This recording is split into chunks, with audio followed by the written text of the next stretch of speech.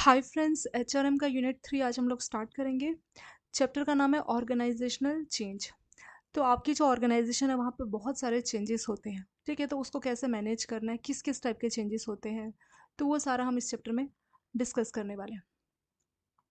ये जो चैप्टर है इसमें से ये जो क्वेश्चन है, इसमें ये जो टॉपिक है आपका जॉन पी कॉटर्स के जो 8 स्टेप है इसको लेके क्वेश्चन पूछा जाता है। ये टॉपिक आपका इंपॉर्टेंट है। इंट्रोडक्शन से शुरू करते हैं पहले। चेंज मैनेजमेंट का एग्जैक्ट मतलब क्या होगा, किसको हम बोलेंगे कि ये चेंज मैनेजमेंट है, ठीक है। सो कोई भी अगर हम ऑर्गेनाइजेशन की बात करें तो उसमें हर तरह से चेंजेस होते हैं। जैसे कई बार आपकी पॉलिसीज़ में कोई चेंज हो गया, इंटरनल चेंज, प्रमोशन की पॉलिसी में कुछ चेंज हो गया, ठीक है, वो हो गया इंटरनल चेंज। एक्सटर्नल कई बार हमारे ऐसे भी चेंजेस हैं जो हमारे कंट्रोल के बाहर है, जैसे इकोनॉमिक कंडीशन आपके हिसाब से नहीं चल रही, कंपटीशन मार्केट में बहुत बढ़ गया, ठीक है, या आपके बदले कोई एक अच्छा प्रोडक्ट मार्केट में आ गया, अच्छी टेक्नोलॉजी वाली कोई कंपनी मार्केट में आ गई, तो वो एक्सटर्नल चीज़ें बदल गई है और उसके हिसाब से भी आपको खुद को अडेप्ट करना पड़ेगा। कैसे? आपको भी उसी टाइप के इनोवेटिव प्रोडक्ट लाने पड़ेंगे। सो कुल मिला के अगर हम एक लाइन में बोले तो चेंज एक नेचुरल और अनअवॉइडेबल है। ऐसा नहीं कि हम चेंजेस को अवॉइड कर सकते। अगर आप किसी भी चेंज को अवॉइड करेंगे तो आप बहुत पीछे रह जाएंगे और चांसेस है कि आपको अपनी कंपनी भी बंद करनी पड़े, ठीक है। तो चेंज एक ऐसी चीज़ है जो कि आप अवॉइड नहीं कर सकते, लेकिन आप उसको क्या कर सकते हैं, मैनेज कर सकते हैं, ठीक है। तो चेंज क्या चीज़ है? ये एक नेचुरल प्रोसेस है, ये अनअवॉइडेबल है, इसको हम रोक तो नहीं सकते, अवॉइड करना हमारे कंट्रोल में नहीं है, इसको हम मैनेज जरूर कर सकते हैं, ठीक है।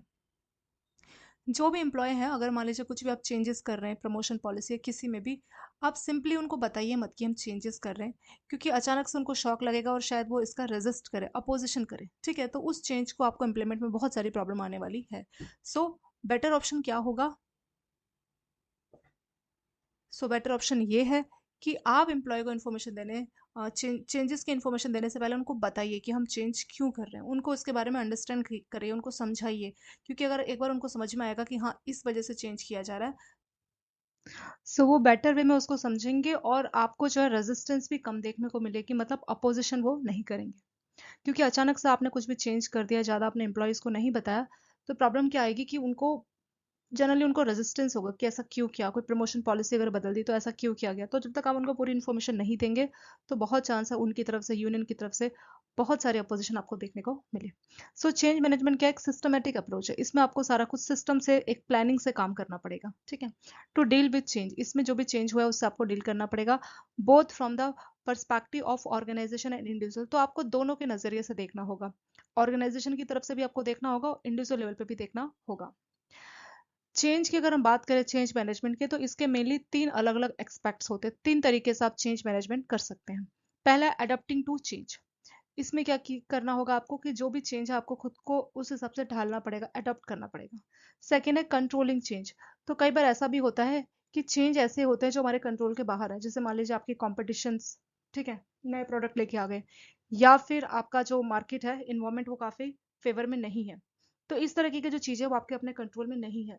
तो जब चीज हमारे कंट्रोल में नहीं है तो उसके लिए भी हमें क्या करना चाहिए, हमें उसको हैंडल करना चाहिए, मैनेज करना चाहिए, ठीक है। तो इसमें आपकी प्रोएक्टिव अप्रोच होनी चाहिए, प्लानिंग होनी चाहिए, और फिर ये देखना पड़ेगा कि अचानक से आप एम्प्लॉयज के ऊपर कोई चीज ना डालिए, आपको प्रॉपर एक प्लानिंग के साथ इसको डील करना होगा।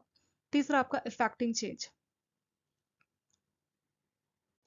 इफेक्टिंग चेंज में भी आपको क्या करना होगा, एक अप्रोच अपनानी पड़ेगी, और अप्रोच आपकी डायरेक्ट नहीं होनी चाहिए, इसमें आपको एक अप्रोच अपनानी होगी, और वो कैसी होगी, स्ट्रक्चर्ड अप्रोच होगी, ठीक है। तो इफेक्टिव चेंज में क्या होगा, एक स्ट्रक्चर्ड अप्रोच होगी। फिर इसमें भी आपको वही प्लानिंग करनी पड़ेगी कि आपके गोल हैं, गोल सेट करने पड़ेंगे, और फिर आपका जो भी आउटकम है उसको आपको मेजर करना पड़ेगा, ठीक है। तो ये 3 चीजें आपको चेंज मैनेजमेंट में करनी चाहिए। अगला ऑर्गेनाइजेशन चेंज। ऑर्गेनाइजेशन चेंज क्या होता है? Organisation changes modification. मान लीजिए ऑर्गेनाइजेशन के इंटरनल इन्वायरमेंट में कुछ चेंज हो गया, कुछ मॉडिफिकेशन आपने कर दी, जैसे जैसे ऑर्गेनाइजेशन का स्ट्रक्चर, आप किसको रिपोर्ट कर रहे थे वो स्ट्रक्चर आपने चेंज कर दिया, या नई टेक्नोलॉजी आप लेके आ गए, कोई फिजिकल आपने सेटिंग कर दी, फिजिकली कोई चीज़ें यहाँ से मूव कर दी, ठीक है, या ह्यूमन रिसोर्स यानी स्टाफ में आपने कुछ बदलाव कर दिए, तो ये सारे हो जाएंगे आपके ऑर्गेनाइजेशन चेंज, ठीक है। तो जो इंटरनल इन्वायरमेंट है आपके ऑर्गेनाइजेशन का, उसमें जो भी आपने बदलाव किए, मॉडिफिकेशन की, उसी को बोला गया यहाँ पे ऑर्गेनाइजेशन चेंज। तो यहाँ पे स्ट्रक्चर की बात की है, तो स्ट्रक्चर में क्या क्या चेंज हो सकता है? स्ट्रक्चर में जैसे आपकी जॉब डिजाइन, जॉब में कुछ चेंजेस कर दिए, ठीक है, जॉब स्पेसिफिकेशन, जिस टाइप की आप जॉब कर रहे थे, स्पैम ऑफ कंट्रोल, किसको आप रिपोर्ट कर रहे थे उस पर्सन को चेंज कर दिया, ठीक है। तो ये सारे आपके ऑर्गेनाइजेशन स्ट्रक्चर में चेंजेस हो सकता है।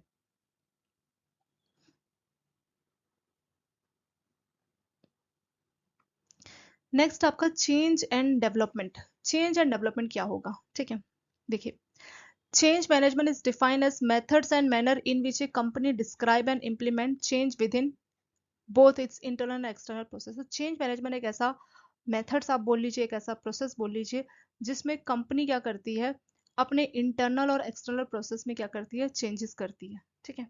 तो चेंज मैनेजमेंट एक ऐसा प्रोसेस है, एक ऐसा मेथड है, एक ऐसा तरीका है जिसमें कंपनी क्या करती है कि अपने इंटरनल और एक्सटर्नल प्रोसेस में चेंज करती है। अब ये कैसे होगा, this include preparing and supporting employees. इसमें आपके जो एम्प्लॉयज हैं उनको प्रिपेयर करना पड़ेगा, रेडी करना पड़ेगा कि हम एक नई टेक्नोलॉजी ला रहे हैं, ठीक है, ताकि आप उनको, मतलब उनको आप बता सको तो वो इजी रहेगा उनको इम्प्लीमेंट करवाने में। इस्टेब्लिशिंग द नेसेसरी स्टेप, तो अब आपको बताने पड़ेंगे कि क्या क्या हम स्टेप लेने वाले हैं चेंज के लिए। And monitoring pre and post change activity, change होने से पहले और होने के बाद कैसी कैसी एक्टिविटी है उसको भी मॉनिटर करना पड़ेगा। इसी से इंश्योर हो पाएगा कि आपका सही तरह से चेंज इम्प्लीमेंटेशन हुआ कि नहीं हुआ, ठीक है। तो यहाँ पे चेंज मैनेजमेंट में इन्होंने बोली कि ऐसे तरीके जिससे आप ऑर्गेनाइजेशन के अंदर या बाहर के प्रोसेस में चेंज कर सकते हैं, ठीक है। इसमें एम्प्लॉय को प्रिपेयर करना पड़ेगा, उनको अगर कोई सपोर्ट चाहिए तो सपोर्ट भी आप उनको देंगे। प्लस आप ये देखेंगे कि क्या क्या स्टेप्स हमें चाहिए जिससे हम चेंज को इम्प्लीमेंट कर सकते हैं। चेंज होने से पहले क्या एक्टिविटी हुई, चेंज के बाद क्या एक्टिविटी हुई, उन सबको आप मॉनिटर यहाँ पे करेंगे। कुछ लीडर्स या मैनेजर्स ऐसे होते हैं जो अपने कंटिन्यूस एफर्ट्स लगाते हैं ताकि वो सक्सेसफुल जो है चेंज मैनेजमेंट को, चेंज को जो है इम्प्लीमेंट कर सकें, ठीक है। कुछ इस काम को बहुत अच्छी तरह से जानते हैं, लेकिन कुछ लीडर्स ऐसे भी होते हैं जिनको बहुत स्ट्रगल होता है और वो फेल हो जाते हैं, वो सही तरह से उसको इम्प्लीमेंट नहीं कर सकते, ठीक है। बहुत ही प्रोफेशनल ऑर्गेनाइजेशन है या बहुत ही सक्सेसफुल ऑर्गेनाइजेशन है, change can be quite difficult to accomplish. तो ऐसी ऑर्गेनाइजेशन में भी चेंज जो है डिफिकल्ट हो सकता है। चेंज को अगर आप लाना चाहते हैं उसको पूरा करना डिफिकल्ट हो सकता है। क्यों?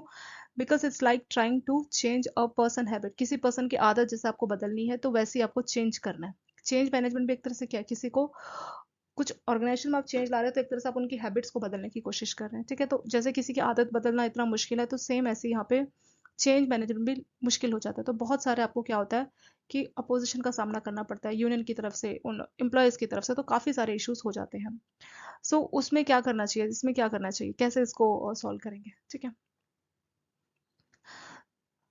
उसमें आपको प्रॉपर जो है रिसर्च करनी चाहिए, प्रैक्टिस और टूल्स अवेलेबल हैं जिससे आपको आइडिया लग जाता है कि कैसे ऑर्गेनाइजेशन चेंज या डेवलपमेंट किया जाएगा। आपको प्रॉपर गाइडलाइंस भी देखनी होगी और उस हिसाब से आप एक्शन पॉइंट भी बनाएंगे। एक्शन पॉइंट मतलब हमें क्या क्या ऐसा करना चाहिए जिससे हम चेंज को ला सकते हैं। देयर आर मेनी अप्रोचेस, तो अलग अलग अप्रोचेस है जिससे आपको चेंज में गाइडेंस मिलती है। कुछ प्लान्ड है, स्ट्रक्चर्ड है या एक्सप्लिसिट मतलब क्लियर कट है। कुछ ऑर्गेनिक मतलब चेंज के लिए कुछ ऐसे अप्रोचेस है जो प्रॉपर प्लान्ड है, जो स्ट्रक्चर्ड है और जो बताई गई है, जो लिखित है। कुछ ऐसे भी अप्रोचेस है, कुछ ऐसे भी तरीके हैं जो लिखित नहीं है, वो हमें मालूम है, ठीक है। सम अप्रोचेस, कुछ अप्रोचेस ऐसी है जो work from future to present, जो फ्यूचर से प्रेजेंट में, एग्जांपल के तौर पे पहले आप अपना विजन मतलब फ्यूचर सेट करोगे और फिर एक्शन प्लान बनाओगे, ठीक है। तो अप्रोचेस की बात की गई है। कुछ अप्रोचेस ऐसी है जिसमें आप पहले अपना फ्यूचर प्लान सेट करोगे, ठीक है। फ्यूचर में जैसा आप बोलोगे कि हमारी ऑर्गेनाइजेशन को 200 करोड़ का टर्नओवर चाहिए, आपने फ्यूचर अप्रोच सेट की। अब प्रेजेंटली में आप कैसे काम करोगे, विजन होता है कि फ्यूचर में आप कहाँ देखना चाहते हैं खुद को, आप 5 साल बाद कहाँ देखना चाहते हैं, वो विजन है। फ्यूचर में आप क्या चाहते हैं, कहाँ पे पहुंचना चाहते हैं। तो सेम आपके ऑर्गेनाइजेशन का विजन आपको पहले बताना होगा और फिर उसके बाद आप एक्शन प्लान रेडी करोगे। तो फ्यूचर का विजन है हमें 200 करोड़ का प्रॉफिट चाहिए आफ्टर 10 ईयर्स, 10 साल बाद। तो अभी से आपको उसको लेके एक्शन प्लान बनाना पड़ेगा। ये अप्रोच होगी आपकी फ्यूचर टू प्रेजेंट। कुछ अप्रोचेस ऐसी भी होती है जो होती है present to future. Present to future में आपको क्या करना पड़ेगा, पहले आपको अपनी प्रायोरिटीज या इश्यूज या गोल्स देखने होंगे, हमारे अभी के गोल्स क्या है। फिर आप देखोगे कि इन गोल्स के आधार पे आपको फ्यूचर में कहाँ पहुंचना है, ठीक है। तो इस तरह से अप्रोचेस फ्यूचर टू प्रेजेंट भी हो सकती है और प्रेजेंट टू फ्यूचर भी हो सकती है। To initiate organisation change and begin guiding successful, अगर आप चाहते हैं कि चेंजेस अच्छी तरह से काम करे तो चेंज एजेंट, अब चेंज एजेंट कौन होता है थोड़ी देर बाद ये टॉपिक आएगा, ठीक है। तो जो आपका चेंज एजेंट है उसको पूरा नॉलेज होना चाहिए इसको लेके। तो चेंज एजेंट को अगर पूरी तरह से मालूम होगा कि हम क्यों चेंज कर रहे हो, उसको प्रॉपर अंडरस्टैंडिंग होगी चेंज को लेके, तो उस हिसाब से वो एफर्ट्स भी लगा पाएगा। नेक्स्ट आपका strategies for managing resistant to change, तो जब भी किसी ऑर्गेनाइजेशन में चेंज आपको देखने को मिलेगा तो पक्के से लोग उसको रेजिस्ट करेंगे यानी उसका अपोजिशन करेंगे। तो ऐसा हम क्या करें कि उस रेजिस्टेंस को कम किया जाए या रोका जाए, तो क्या उसके लिए स्ट्रेटेजी होनी चाहिए। तो यहाँ पे देखिए दोस्तों, हमने चेंज की बात की कि चेंज एक्जेक्टली क्या होता है। किसी भी ऑर्गेनाइजेशन में चेंज मैनेजमेंट जो है, चेंज को आप रोक नहीं सकते, ये एक ऐसी चीज़ है जो अनअवॉइडेबल है, ठीक है, जिसको आप अवॉइड नहीं कर सकते, इसको बस आप मैनेज कर सकते हैं, ठीक है। तो इसमें 3 अलग-अलग एस्पेक्ट्स है। पहला है आप उसको अडॉप्ट कर लीजिए, जो चेंज है उसके हिसाब से खुद को ढाल लीजिए। दूसरा कंट्रोलिंग चेंज, इसमें चेंज कई बार ऐसी होता है जो हमारे खुद के कंट्रोल में नहीं है, जैसे बाहर का कोई कॉम्पिटिटर हुआ या फिर कोई नई टेक्नोलॉजी आ गई या इन्वायरमेंट, आपकी इकोनॉमिक कंडीशन ही ऐसी, मार्केट ही ऐसा चल रहा है। तो उस केस में आप खुद को प्रॉपर प्लान बनाइए, प्रोएक्टिव अप्रोच रखिए। प्रोएक्टिव अप्रोच मतलब कुछ होने से पहले ही आपको खुद को एक्टिव रखना पड़ेगा, पहले से ऐसी अप्रोच अपनानी पड़ेगी। तीसरा इफेक्टिंग चेंज, इसमें प्रॉपर आप स्ट्रेटेजी बनाइए, प्रॉपर गोल सेट कीजिए, उस हिसाब से इस चेंज को आप इंप्लीमेंट कर सकते हैं, ठीक है। फिर ऑर्गेनाइजेशन चेंज का क्या मतलब है? ऑर्गेनाइजेशन चेंज का मतलब है कि ऑर्गेनाइजेशन के इंटरनल इन्वायरमेंट में कुछ चेंज कर देना, जैसे ऑर्गेनाइजेशन का स्ट्रक्चर, टेक्नोलॉजी, नई टेक्नोलॉजी आप ले आए, फिजिकली आपने कोई सेटिंग कर दी चीज़ों को यहाँ से वहाँ, ठीक है, और ह्यूमन रिसोर्स, आपने स्टाफ में कोई बदलाव कर दिया, ट्रांसफर ये सब कर दिया, तो ये सब आपका ऑर्गेनाइजेशन चेंज इसमें हो जाएगा। यहाँ पे बताया कि ऑर्गेनाइजेशन स्ट्रक्चर चेंज में क्या क्या हो सकता है। इसमें आपने कुछ नई जॉब्स ले आए, या आप जिसको पहले रिपोर्ट कर रहे थे आप किसी और को, तो इस तरह से जो है चेंजेस आपके ऑर्गेनाइजेशन स्ट्रक्चर में हो सकती है। Change and development, change management क्या है? Change management is defined as the methods and manner in which company describe and implement change. Change management क्या होता है? जिसमें कंपनी जो भी चेंज है उसको डिस्क्राइब करती है कि क्या चेंज है, ठीक है, चाहे वो इंटरनल हो या एक्सटर्नल हो, दोनों ही प्रोसेस को कंपनी डिस्क्राइब करती है। इसमें कंपनी करती क्या क्या है, इसमें वो पूरा रेडी रहती है, अपने जो एम्प्लॉय है उनको इस इसके लिए तैयार करती है, सपोर्ट करती है, ठीक है। चेंज के लिए जो जो स्टेप चाहिए, नेसेसरी स्टेप, उसको स्टैब्लिश करती है कि हाँ ये हम स्टेप्स लेंगे, क्योंकि एक ही बार में अचानक सब चेंज नहीं कर सकते, प्रॉपर वो स्टेप बाय स्टेप स्ट्रेटेजी होगी। तो स्टेप्स क्या क्या होंगे जरूरी, चेंज होने से पहले और चेंज होने के बाद जो भी एक्टिविटी हो रही है उसको आप प्रॉपर मॉनिटर करोगे, ठीक है। तो ये चीज़ आपको चेंज मैनेजमेंट में करनी चाहिए। तो कुछ लीडर्स मैनेजर्स बहुत अच्छे होते हैं जो आसानी से इसको इम्प्लीमेंट कर देते हैं, लेकिन कुछ ऐसे होते हैं जो इसमें फेल भी हो जाते हैं। कुछ ऑर्गेनाइजेशन जो बहुत ही सक्सेसफुल है, बहुत ही अच्छी है, उसके बावजूद भी उनके लिए डिफिकल्ट हो जाता है। क्यों? क्योंकि किसी पर्सन की हैबिट बदलना बहुत ही मुश्किल होता है। चेंज कई तरह से हो सकता है, कुछ हो सकता है प्लान्ड, प्रॉपर प्लानिंग की जाए, कुछ ऐसा हो सकता है इम्प्लिसिट, मतलब अचानक से इसमें हो जाए। अप्रोचेस अलग अलग तरह से होती है। कुछ होती है फ्यूचर टू प्रेजेंट, इसमें पहले हम विजन सेट करते हैं और फिर मेहनत करते हैं उस विजन को पूरा करने के लिए। कुछ होता है प्रेजेंट टू फ्यूचर, इसमें हम अभी के जो गोल प्रायोरिटी उसको सेट करते हैं और उसके आधार पे फ्यूचर तक हम पहुंचते हैं। जब भी आप चाहते हैं कि ऑर्गेनाइजेशन में चेंज अच्छी तरह से काम करे, सक्सेसफुल हो, तो इसके लिए जो चेंज एजेंट है उसको पूरी नॉलेज होनी चाहिए, उसको प्रॉपर अंडरस्टैंडिंग होनी चाहिए, क्योंकि जो चेंज एजेंट है, जैसे आपका एचआर मैनेजर, ये चेंज एजेंट के तौर पे काम कर सकता है, ठीक है। चेंज एजेंट मतलब ऐसा पर्सन जिसको जिम्मेदारी दी गई है कि चेंज को तुम इम्प्लीमेंट करो, ठीक है। हम एग्जैक्टली नहीं बोलेंगे एचआर मैनेजर कि इसी को जिम्मेदारी दी जाती है, ये थोड़े हायर ऑफिशियल्स को होती है, पर वो डायरेक्टली लोगों के कांटेक्ट में नहीं होते, इसलिए जो एचआर मैनेजर है उनको जिम्मेदारी मिल जाती है, इनडायरेक्टली आप ऐसा बोल सकते हो। तो एटलीस्ट जो चेंज एजेंट है उसको तो पूरा मालूम होना चाहिए कि क्या है एग्जैक्टली, ताकि एम्प्लॉयज से उसको रेजिस्टेंस मिले, मतलब रेजिस्टेंस मतलब बगावत, लोग खिलाफ नहीं, नहीं हमें चेंज नहीं करना। तो ऐसे टाइम में उनको समझा सके, तो समझाने के लिए उसको खुद से पूरा क्लियर कट मालूम होना चाहिए कि एग्जैक्टली ये क्या है, क्यों है, किस लिए किया जा रहा है, ठीक है। ये सब चीज़ें आपको चेंज एजेंट को मालूम होनी चाहिए। स्ट्रेटेजीज, तो अगर रेजिस्टेंस हो रहा है, रेजिस्टेंस मतलब लोग बगावत पे आ गए कि नहीं हम बदलाव नहीं चाहते हैं, तो उस केस में क्या, ऐसा क्या करें कि इसको मैनेज करें, ठीक है, क्या स्ट्रेटेजी होनी चाहिए। Resistance to change can be define as any obstacle, resistance to change को डिफाइन किया गया, एनी ऑब्स्टेकल, कोई रुकावट, that becomes an impediment, impediment word का मतलब होता है रुकावट या बाधा, ठीक है, रुकावट। टू इम्प्लीमेंट चेंज, तो कोई भी ऐसा ऑब्स्टेकल मतलब ऐसे टकराव या ऐसे रुकावट जिसकी वजह से आप इम्प्लीमेंट नहीं कर पा रहे, ठीक है, लोग अपोजिशन कर रहे हैं जिस जो कि रुकावट का काम कर रही है चेंज लाने में, वही रुकावट है आपका resistance to change. Resistance individual भी हो सकता है या ग्रुप भी हो सकता है, ऐसा हो सकता है कि अकेला पर्सन मना कर रहा हो या पूरा ग्रुप भी हो सकता है, ठीक है। क्या किया जाना चाहिए? तो 6 टेक्निक्स है, ये जो रेजिस्टेंस है इसके लिए 6 टेक्निक बताई गई है। किसके द्वारा बताई गई है? कॉटर्स एंड स्क्लेसिंगर के द्वारा 1979 में 6 अप्रोचेस बताई गई। ये भी दोस्तों पूछ सकते हैं, ये भी आपका इंपॉर्टेंट है, ठीक है, ये भी आपका इंपॉर्टेंट है। तो कौन कौन से 6 अप्रोच है? पहला है wide spread education and improving communications. First जो तरीका है, इसमें आप क्या करोगे, अपने जो एम्प्लॉयज़ है उनको आप अंडरस्टैंड कराओगे, उनको बताओगे, ठीक है, उनको प्रॉपर वर्कशॉप आप लगाएंगे। जो एम्प्लॉयज़ हैं उनको आप एजुकेट कराओगे, उनको ब्रीफ दोगे कि हाँ ये चेंजेस होने वाला है। प्रॉपर यहाँ पे कम्युनिकेशन आपको करनी पड़ेगी, क्लियर कट बताना पड़ेगा कि एग्जैक्टली क्या चेंज है, होने क्या जा रहा है और क्या इसका इम्पैक्ट होने वाला है, ठीक है, ये क्यों हो रहा है, किस लिए हो रहा है, सारी चीज़ें आपको कम्युनिकेट करनी पड़ेगी। सो इससे क्या है कि जो एम्प्लॉयज़ हैं उनको एटलीस्ट अवेयरनेस तो होगी ना, उनको मालूम होगा कि हाँ ये क्यों हो रहा है, क्या हो रहा है, उसके क्या फ़ायदे हैं, क्या चीज़ें हैं। तो इससे आपको कम से कम रेजिस्टेंस देखने को मिलेगा। दूसरा आपका फैसिलिटेटिंग पार्टिसिपेशंस एंड इन्वॉल्वमेंट। तो इसमें क्या होगा एग्जैक्टली, ठीक है। तो इसमें क्या हो सकता है कि आप क्या कीजिए, जब भी कोई चेंज होने जा रहा है तो आप जैसे यूनियन हो गए, ठीक है, जो लोगों को रिप्रेजेंट कर रहे हैं, तो उनको भी आप ऐड कर लीजिए, उनका पार्टिसिपेशन ले लीजिए, मतलब उनकी भी राय ले लीजिए, ठीक है। तो जो भी डिसीजन होने जा रहा है, चेंज का जो भी प्रोसेस हो रहा है, उसमें एम्प्लॉय को आप एंगेज कीजिए। सो आप क्या कर सकते हैं, जो भी डिसीजन लिया जाएगा, डिसीजन लो मत, लेने से पहले उन आपके यूनियन उन सबको आप उसमें पार्टिसिपेट करने को बोलो, ठीक है, और फिर उनसे फीडबैक भी मांगो कि क्या ये सही है, नहीं है।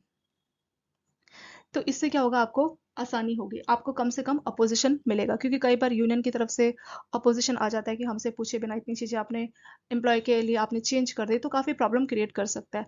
तो वही तरीका है कि एम्प्लॉय को आप एक हिस्सा बनाइए प्रोसेस का, चेंज के प्रोसेस का। एम्प्लॉय को अगर आप एक पार्ट बनाएंगे तो उनको लगेगा कि हाँ ये हमारे लिए हो रहा है, हमारे लिए ज़रूरी है। उनको ऑनरशिप वाली फीलिंग आनी चाहिए, सेंस ऑफ ऑनरशिप, उनको लगना चाहिए कि ये ऑर्गेनाइजेशन हमें कुछ समझती है, ठीक है, हमसे पूछ के करती है, डिसीजन हमसे पूछ के लेती है। तो ये सब चीज़ें एक पॉजिटिव इम्पैक्ट डालती है और कम से कम रेजिस्टेंस आपको देखने को मिलेगा।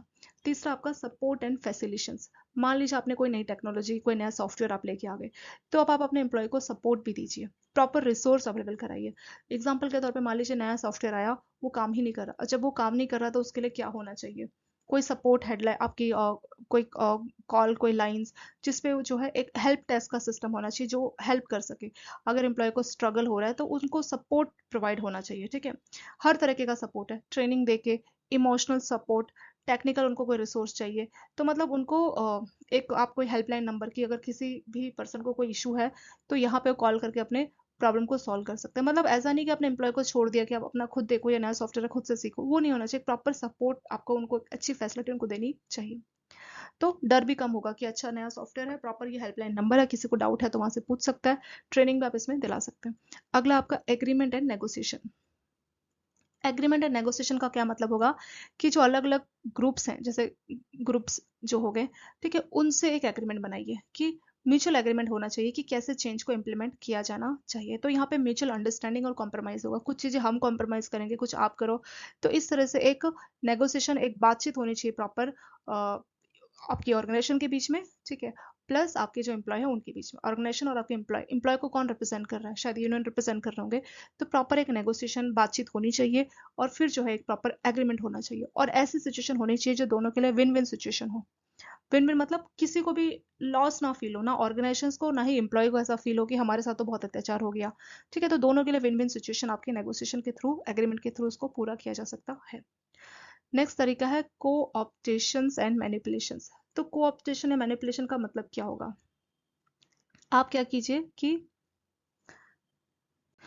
कोऑप्टेशन जो वर्ड का मतलब है, जो लोग अपोजिशन कर रहे हैं, ठीक है, उसमें जो मेन मेन लोग हैं उनको आप अच्छी रिस्पॉन्सिबिलिटी दे दीजिए। जो अपोजिशन कर रहे हैं उनको ही आप एक अच्छी रिस्पॉन्सिबिलिटी दे दीजिए, की पोजीशन उनको ही दे दीजिए कि अब आप इस पोस्ट को संभालिए। चेंज होने के लिए उन्हीं को आपने चेंज का एजेंट बना दिया कि अब आप ही देखिए कैसे चेंज होना है। तो इसमें क्या कर सकते हैं कि जहां से आपको अपोजिशन देखने को मिल रहा है, तो जो मेन मेन लोग हैं, की पीपल, जो मेन पर्सन है, की पीपल जो है, उनको आप चेंज मैनेजमेंट प्रोसेस में अच्छी रिस्पॉन्सिबिलिटी या रोल दे दीजिए कि अब आपका रोल है, आपका काम है कि आप इस चेंज को कीजिए। मैनिपुलेशन का भी मतलब कुछ इसी तरह से होता है कि अपने मैसेज को इस तरह से शेप करना। एक होता है बात को इस तरह से शेप करना कि सामने वाला बंदा इन्फ्लुएंस हो जाए, ठीक है, उसको मैनिपुलेट करना, ये पॉजिटिव वे में बोला गया, ठीक है। अपनी बात को इस तरह से रखना कि सामने वाला बंदा इन्फ्लुएंस हो जाए, तो वो होता है आपका मैनिपुलेशन। तो ये भी एक तरीका है जिससे आप रेजिस्टेंस को रोक सकते हैं। लास्ट है कोर्सन, बोथ एक्सप्लिसिट एंड इम्प्लिसिट।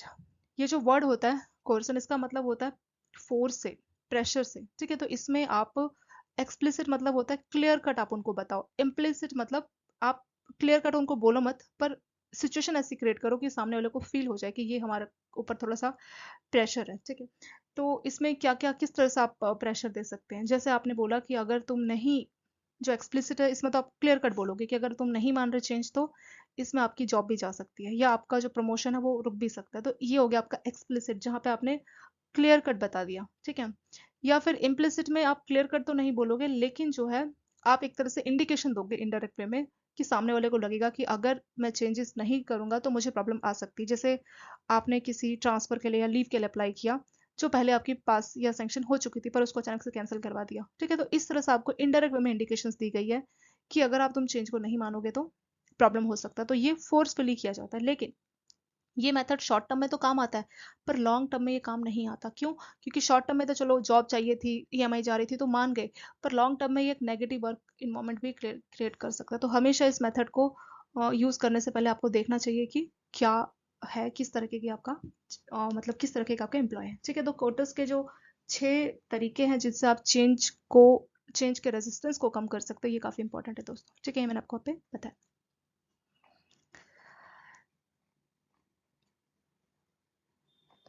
तो वही सारी बातें इन्होंने यहाँ पे नीचे क्लियर कट यहाँ पे बताई हुई है। ठीक है, सो कोटर ने जो है 6 बातें बताई जिससे हम रेजिस्टेंस टू चेंज को रोक सकते हैं, कम कर सकते हैं।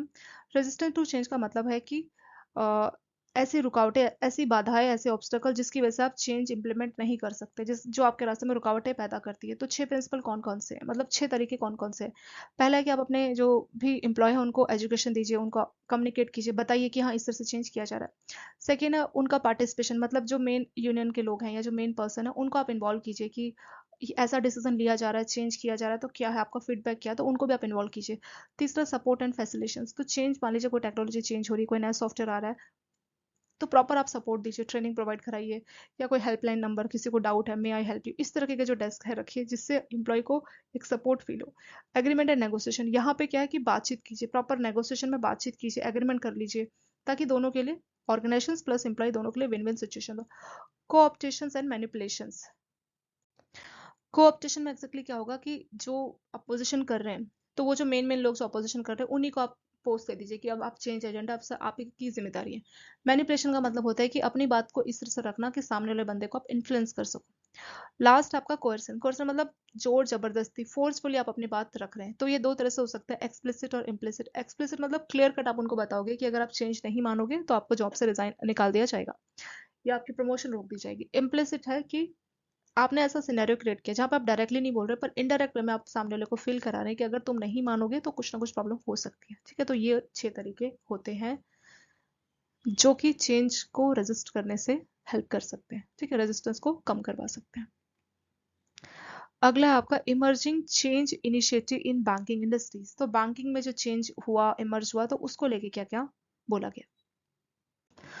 हम जहाँ पे रहते हैं ये बहुत ज़्यादा डायनामिक है, यहाँ पे सारी चीज़ें जो है बदलती रहती है। तो बैंकिंग इंडस्ट्री भी बहुत ज़्यादा इंपॉर्टेंट है। ठीक है, बिजनेस और इकोनॉमिक वर्ल्ड में तो बैंकों के लिए आप ये नहीं बोल सकते कि बैंक एक्सेप्शन है, बैंकों में भी बहुत सारे चेंजेस देखने को मिलते रहते हैं। अगर हम पहले की बात करें तो आपका 1969 में बैंकों का नेशनलाइजेशन किया गया था। फिर आपका जो मास बैंकिंग का कंसेप्ट है उसको चेंज किया गया था, शिफ्ट किया गया था क्लास बैंकिंग में। ठीक है, तो क्लास बैंकिंग का मतलब है, मास बैंकिंग वही हो गया आपका पब्लिक एट लार्ज, सभी को आप बैंकिंग सर्विसेज दे रहे हैं। क्लास बैंकिंग का मतलब है कि आपने क्या किया कि कुछ प्रोडक्ट कुछ स्पेसिफिक लो। अब एक ही प्रोडक्ट सभी के काम नहीं आ सकता ना, जैसे आपने एक ही खाना बनाया सबको पसंद नहीं आएगा, किसी की पसंद कुछ अलग भी हो सकती है। तो क्लास बैंकिंग में आपने थोड़े सेगमेंट किए, जैसे कॉर्पोरेट इंडस्ट्रीज को आपने अलग से कुछ सुविधाएं दे दी। ठीक है, या फिर रिटेल वालों को अलग से सुविधा दे दी, या गवर्नमेंट सेक्टर वाले जो एम्प्लॉय हैं उनको अलग से सुविधा दे दी। तो इस तरह से अलग अलग प्रोडक्ट आपने डेवलप किए कस्टमर के रिक्वायरमेंट के हिसाब से। मास बैंकिंग में क्या है कि सबके लिए एक ही प्रोडक्ट है, सबके लिए एक ही प्रोडक्ट है, बट वो सभी की रिक्वायरमेंट को पूरा नहीं कर सकता। तो जब 1969 में बैंकों को शिफ्ट किया गया था तो बैंकों ने मास बैंकिंग से खुद को क्लास बैंकिंग में शिफ्ट किया, यानी हम कस्टमर के रिक्वायरमेंट को समझेंगे, उसके हिसाब से हम प्रोडक्ट देंगे। ठीक है, जैसे आपने कॉर्पोरेट के कुछ प्रोडक्ट बनाए जो सिर्फ कंपनी वालों के लिए, ये आम जनता के लिए नहीं है, या रिटेल के कुछ प्रोडक्ट बनाए जो सिर्फ रिटेलर्स के लिए है, कंपनी वालों के लिए नहीं है, या एमएसएमई के जो लोन है उसके लिए अपना अलग प्रोडक्ट बनाए। तो एक स्पेसिफिक क्लास को अगर आप सर्विस दे रहे हैं वो हो जाएगा आपका क्लास बैंकिंग। फिर यहाँ पे बैंकों के लिए प्रॉफिटेबिलिटी भी काफी इंपॉर्टेंट हो गया था कि हमें प्रॉफिट अर्न करना है। फिर बैंकों में भी बहुत सारी और चीजें देखने को मिली थी। फिर आरबीआई ने भी कई सारे चेंजेस बैंकों को किए थे। आरबीआई ने जैसे आपका बैंक रेट काफी कम किया था, सीआरआर भी काफी कम किया गया था। इंटरेस्ट रेट को आरबीआई ने डीरेगुलेट किया। डीरेगुलेट का मतलब है पहले आरबीआई कंट्रोल करता था कि कितना इंटरेस्ट रेट आपको लगाना है लोन पे, सब पे, लेकिन आरबीआई ने बैंकों को आजादी दे दी कि आप अपने हिसाब से डिसाइड कर लीजिए। ठीक है, तो ये सारी चीजें बैंकों को की गई थी।